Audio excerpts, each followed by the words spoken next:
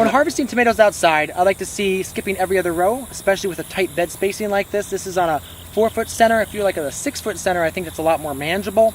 But with this so tight, it really makes it hard to harvest, and it gives you a lot of disease pressure. And they won't ripen as fast because your tomatoes aren't getting as much sun into the canopy. So we're harvesting with a 5-gallon bucket, and that's a great way to harvest. So we're just going to go along and pick the tomatoes and set them in. So another thing we're harvesting for first blush.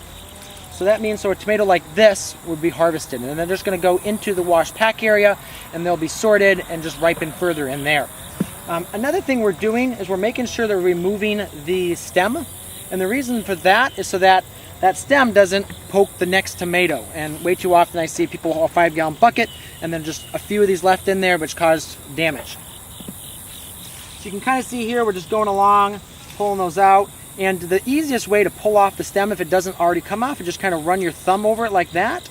And so normally you can actually just have your hands in here, be picking with 2 hands, and if they don't pop, you just run it like this. Those will pop off, and then go ahead and just set it right into the basket there.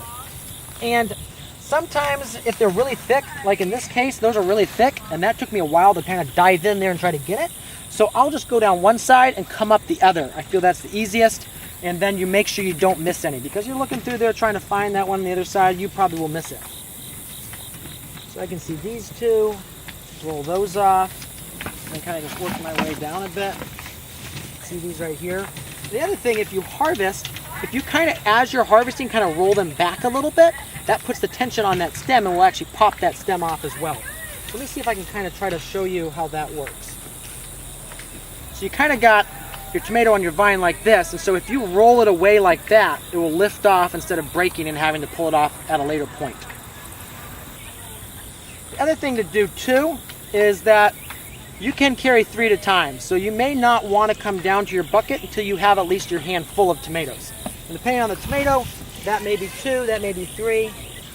So another thing to think about here too is the frequency of harvesting. So see, we harvested this tomato, which is almost soft enough. So if you put this at the bottom of your basket with tomatoes like this is going to just put a dent right into this and spoil it. So I like to make sure we're harvesting 3 times a week, especially in the heat. So on Monday, Wednesday, Friday.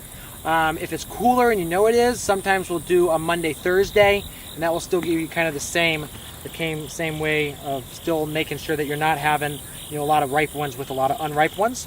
Or you only are filling your container half full. So only fill the bucket half full, and that will also prevent that. An alternative way of picking tomatoes like this would be, instead of having buckets, to have a little cart. And these carts are used in the California strawberry industry. And so you actually put your tray right on that cart.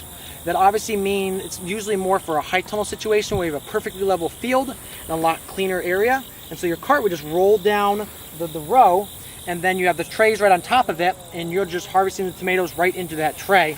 And so it'd be kind of like this. Your tray's right here, and you're just harvesting right into it, and then just pushing that down the row. And you can do a couple 100 pounds that way, because you keep stacking your trays right on top of each other.